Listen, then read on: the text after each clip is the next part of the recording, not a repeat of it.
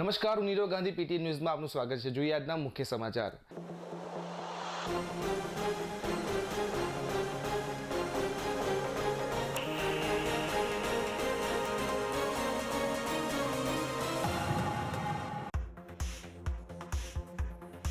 ભગવાન પરશુરામજીની જન્મજયંતિની પાટણમાં કરાઈ ઉજવણી। શ્રી પરશુરામ ભગવાનની 53મી રથયાત્રાનું ભવ્યાતિ ભવ્ય કરવામાં આવ્યું આયોજન। તો રાજકીય અને સામાજિક આગેવાનોએ ભગવાન શ્રી પરશુરામજીની રથયાત્રાનું કરાવ્યું પ્રસ્થાન।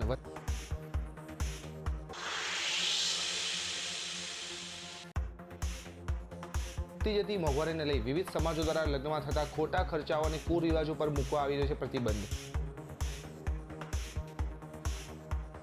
પાટણ તાલુકાના ડેર ગામે યોજાયો દ્વિતીય સમૂહ લગ્નોત્સવ।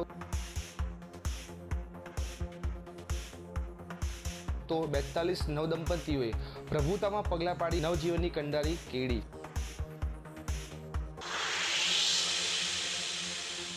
જોઈએ આજના સમાચાર વિગતવાર।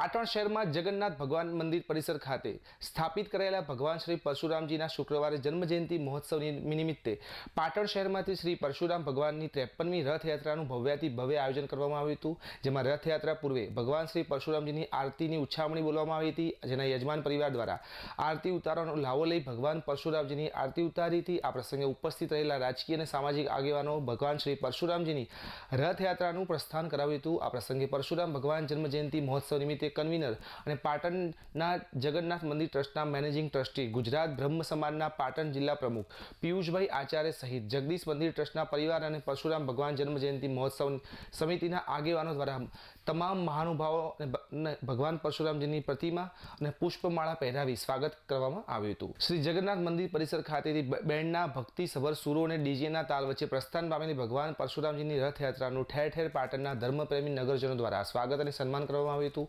તો પાટણ શહેરના હિંગલાચર્ચ ચોકમાં ભગવાન પરશુરામજીની રથયાત્રાનું ભવ્યાતિ ભવ્ય સન્માન કરવામાં આવ્યું હતું। શુક્રવારે ભગવાન શ્રી પરશુરામજીની રથયાત્રામાં સવારે જગન્નાથજી મંદિરના પરિસર ખાતેથી નીકળી રોકડિયા ગેટ, હિંગલાચાચર, ચતુર્ભુજ બાગ, જૂનાગંજ બજાર, હિંગલાચાચરથી મુખ્ય માર્ગ ઉપરથી ગીમટા નાકા, બહુચર માતાના મંદિર, ભંડારીપાડા થઈને નિજ મંદિર પરત ફરી હતી। તે આ શોભાયાત્રા જૂનાગંજ બજાર ખાતે આવી પહોંચતા જોશી યુવક મંડળ દ્વારા મહાપ્રસાદનું આયોજન કરવામાં આવ્યું હતું અને શોભાયાત્રામાં જોડાનાર તમામ ભક્તોને દોશી પરિવાર દ્વારા પ્રેમથી મહાપ્રસાદનું વિતરણ કરવામાં આવ્યું હતું। તો જોશી પરિવાર દ્વારા 400 કિલો જેટલા મહાપ્રસાદ બનાવી શોભાયાત્રાનું જોડાનાર તમામ ભક્તો સહિત જૂનાગંજ બજારના વેપારીઓ અને શહેરીજનોને આ મહાપ્રસાદનું વિતરણ કરવામાં હોવાનું શુભમ જોશીએ જણાવ્યું હતું અને સમાજે તેઓને ભગવાન પરશુરામજીની રથયાત્રા નિમિત્તે મહાપ્રસાદના વિતરણનું સૌભાગ્ય આપવા બદલ પિયુષભાઈ આચાર્ય સહિતની ટીમે આભાર વ્યક્ત કર્યો હતો। આજ રોજ પાટણ ખાતે જગન્નાથ મંદિર ટ્રસ્ટ દ્વારા શ્રી પરશુરામ ભગવાનની જન્મોત્સવ નિમિત્તે પરશુરામ રથયાત્રાનું આયોજન કરવામાં આવ્યું હતું। તેમાં જોશી યુવક મંડળ તરફથી 10-20 મણ શ્રી મહાપ્રસાદનું જૂનાગંજ બજાર ખાતે આયોજન કરેલું હતું અને અમે શ્રી પિયુષભાઈ આચાર્ય તથા સર્વ ટ્રસ્ટીગણનો ખૂબ ખૂબ આભાર માનીએ છીએ કે તેમને અમને સાથ સહકાર અને આટલી ખૂબ જ સુંદર શોભાયાત્રાનું આયોજન કર્યું હતું।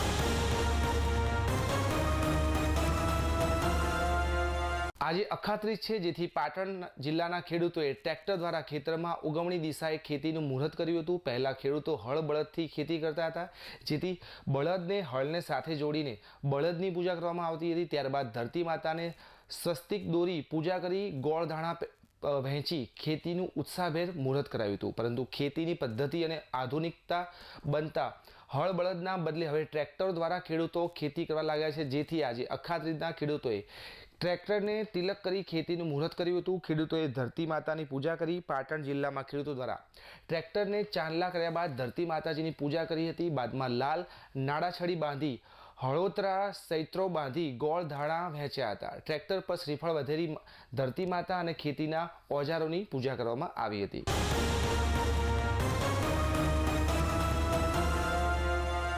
ભગવાન શ્રી પરશુરામજીના જન્મોત્સવ નિમિત્તે શ્રી પરશુરામ જન્મોત્સવ સમિતિ દ્વારા આયોજિત કરાયેલા ભગવાન શ્રી પરશુરામજીના જીવન ચરિત્ર વિશેની ક્વિઝ સ્પર્ધાનું સુંદર આયોજન બુધવાર શ્રી જગન્નાથ ભગવાનના એસી હોલમાં કરવામાં આવ્યું હતું, જે ક્વિઝ સ્પર્ધામાં 1 થી 8 અને 9 થી 12માં એમ 2 વિભાગમાં પાટણ શહેરની જુદી જુદી શાળાઓના 70 વિદ્યાર્થીઓ ભાગ લીધો હતો, જેમાં પ્રથમ 3 ક્રમાંકે આવનાર વિદ્યાર્થીઓને રોકડપૂર્વક સત્કાર આપી સન્માનિત કરાયા હતા. તો ભગવાન અને તથા તેમાં ભાગ લેનાર અન્ય સ્પર્ધકોને પણ પ્રાર્થના બુક ભેટ અર્પણ કરવામાં આવ્યા હતા. શ્રી પરશુરામ ભગવાનના જીવન ચરિત્ર વિશે યોજાયેલી આ સ્પર્ધામાં 1 થી 8માં પ્રથમ નંબરે ભરત ગ્રુપના રાવલ કૃષ્ણા અને ઠાકોર પાયોલ, દ્વિતીય ક્રમે લક્ષ્મણ ગ્રુપની વિજેતા રાજગોર નવ્યા અને પંચોલી ભવ્ય, તૃતીય નંબરે રામ ગ્રુપના આચાર્ય કેવળ અને દેવ અથર્વ વિજેતા બન્યા હતા. તો ધોરણ 9 થી 12ના ગ્રુપમાં પ્રથમ નંબરે યુધિષ્ઠિર ગ્રુપના વેદ મહેતા અને જાની યાત્રી, સહદેવ ગ્રુપના રાજગોર ધારેણી અને ત્રિવેદી ઈશિકા, જ્યારે દ્વિતીય ક્રમે અર્જુન ગ્રુપના વ્યાસદેવ અને આચાર્ય નેહા તેમજ તૃતીય નંબરે નકુલ ગ્રુપના ત્રિવેદી મેશવા અને ઠાકોર પાર્થ વિજેતા બન્યા હતા.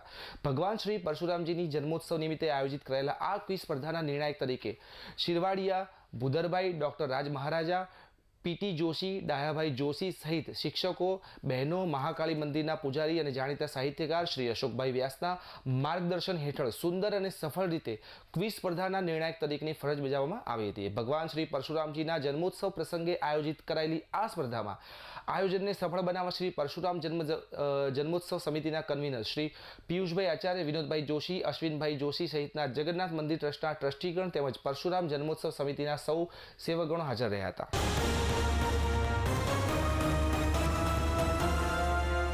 ભારત વિકાસ પરિષદ પાટણ શાખા દ્વારા પરીક્ષા બાદ બાળકો વેકેશન દરમિયાન ટીવી, મોબાઈલમાં વ્યસ્ત ન રહે અને વિદ્યાર્થીઓમાં પડેલી સુષુપ્ત શક્તિઓ નિખરીને તેમના જીવનમાં ઘડતર તેના બીજ રોપાય તેવા ઉમદા ઉદ્દેશથી 5 દિવસીય વ્યક્તિત્વ વિકાસ શિબિરની બુધવારે શહેરની ઓક્સફર્ડ ઇંગ્લિશ સ્કૂલ ખાતે પ્રારંભ કરવામાં આવ્યો હતો. આ 5 દિવસીય આયોજિત શિબિરના પ્રારંભે ઓક્સફર્ડ સ્કૂલના ટ્રસ્ટી શાંતિભાઈ સ્વામી, જગદીશભાઈ ખમાર તેમજ પ્રધાનાચાર્ય જોન સરના કરકમલ દ્વારા કરવામાં આવ્યું હતું. આ કાર્યક્રમની શરૂઆત ભારત વિકાસ પરિષદની પરંપરા મુજબ વંદે માતરમ પૂર્ણ ગાન દ્વારા કરવામાં આવ્યું હતું. ત્યારબાદ ભારત વિકાસ પરિષદ શાખાના પ્રમુખ શ્રીમતી પૂર્ણિમાબેન મોદી અને મહેમાનોનું શાબ્દિક સ્વાગત કરી કુમકુમ તિલક અને પુસ્તક આપી અભિવાદન કર્યું હતું.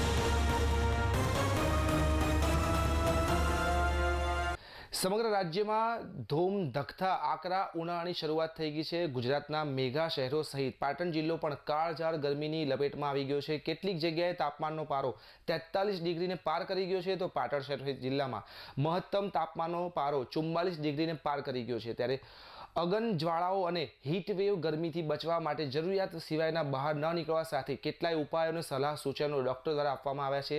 હીટવેવની શક્યતાના પગલે ગરમીમાં સતત વધારાને લઈ સનસ્ટ્રોક એટલે કે લૂ લાગવાનો કેસોમાં વધારો થવા પામ્યો છે, જેમાં સમયસરની સારવાર ન લેવામાં આવે તો તે જીવલેણ સાબિત થાય છે. લૂ લાગવાના કેસમાં સામાન્ય રીતે શરીરનું તાપમાન વધી જાય છે. વાતાવરણમાં તાપમાન ઊંચું હોવાથી વ્યક્તિ પરસેવે રેબઝેબ થઈ જાય છે, જેથી શરીરનું તાપમાન ઘટી જાય, જેથી સીધી અસર વ્યક્તિના આરોગ્ય પર વિપરીત અસર કરે છે. અસહ્ય ગરમીમાં ખુલતા સફેદ સુતરાઉ કાપડ પહેરવા, નાના બાળકો, સગર્ભા માતાઓ તથા વૃદ્ધ તેમજ અશક્ત વ્યક્તિઓએ તડકામાં ફરવું નહીં. દિવસ દરમિયાન પુષ્કળ પ્રમાણમાં પ્રવાહી લેવું, શક્ય હોય તો લીંબુના શરબતનો વધુ પ્રમાણમાં ઉપયોગ કરવો જેવા અનેક સૂચનો ડૉક્ટર દ્વારા કરવામાં આવે છે. નોંધનીય છે કે હીટવેવની પરિસ્થિતિમાં સનસ્ટ્રોકની અસર જણાય તો તાત્કાલિક નજીકના સરકારી દવાખાના, ખાનગી દવાખાનામાં મુલાકાત લેવી અને જરૂરી પ્રમાણમાં અવશ્ય સારવાર કરાવવાની આરોગ્ય વિભાગ દ્વારા સૂચનો આપવામાં આવ્યા છે. ત્યારે પાટણના ડૉક્ટર નરેશભાઈ દવે દ્વારા પાટણ શહેરના વધી રહેલી અસહ્ય ગરમીને લઈ બપોરે 12 થી સાંજે 5 વાગ્યા સુધી ન નીકળવા અને સલાહ સૂચનો આપ્યા હતા. પાટણ શહેરમાં અને સમગ્ર ગુજરાતમાં અત્યારે જે ગરમીનો પ્રકોપ એટલે કે હીટવેવ ચાલી રહ્યો છે, તેની અંદર સામાન્ય રીતે લોકોએ કામ ન હોય તો બપોરે 12 થી 5 બહાર નીકળવું ના જોઈએ. ઇમરજન્સી કામ હોય તો કેપ અને ગોગલ્સ પહેરીને નીકળવું જોઈએ. નાના બાળકો હોય તો બિલકુલ ઘરમાં રહેવું જોઈએ. વધુમાં અત્યારે જે ગરમીના લીધે શરીરમાં ડિહાઇડ્રેશન જેવું થાય તેના માટે ખાસ કરીને પાણી, લીંબુનું શરબત, નાળિયેરનું પાણી, શેરડીનો રસ જે લિક્વિડ છે એ મેક્સિમમ વધારે લેવું જોઈએ. બહારના ફાસ્ટ ફૂડ કે બપોરના સમયમાં ગરમ ખોરાકો ના ખાવા જોઈએ કે જેથી કરીને શરીરને નુકસાન થાય, અને બને ત્યાં સુધી ફ્રૂટ અને લીલી શાકભાજીનો ખોરાક લેવો જોઈએ.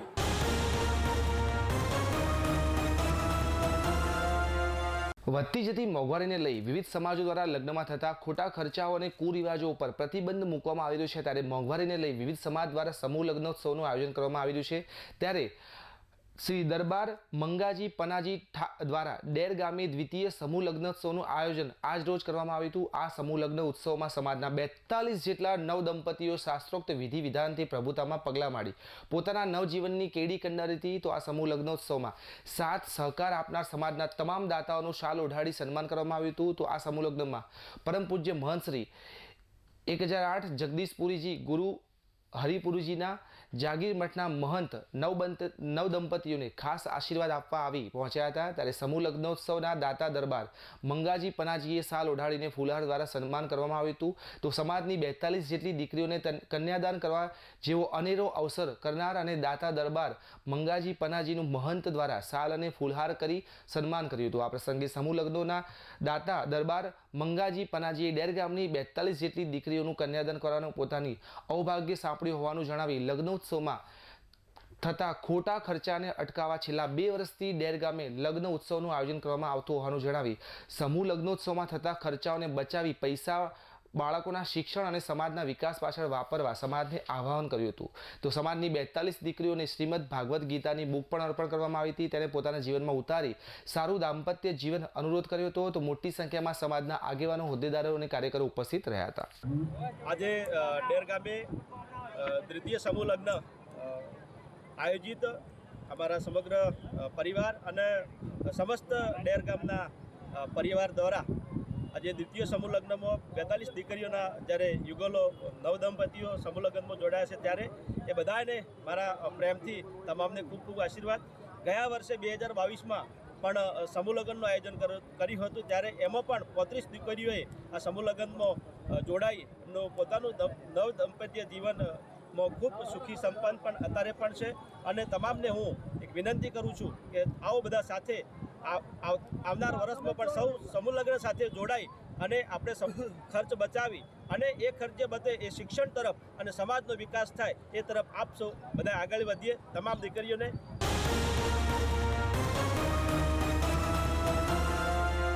સમાચાર પૂર્ણ કરતા પહેલા આજના મુખ્ય સમાચાર પર ફરી એકવાર નજર.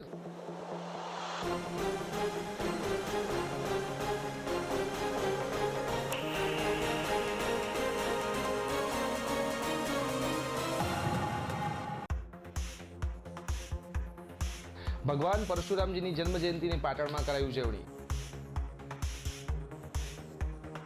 શ્રી પરશુરામ ભગવાનની 53મી રથયાત્રાનું ભવ્યાતિ ભવ્ય કરવામાં આવ્યું આયોજન. તો રાજકીય અને સામાજિક આગેવાનોએ ભગવાન શ્રી પરશુરામજીની રથયાત્રાનું કરાવ્યું પ્રસ્થાન.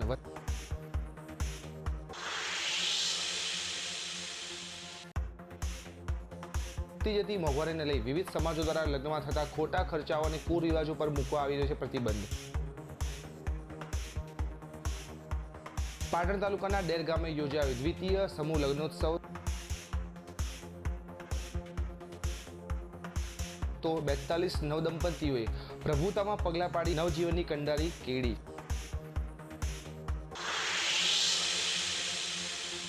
આ સાથે આજનું બુલેટિન અહીંયા સમાપ્ત કરી છે. રજા આપશો. નમસ્કાર.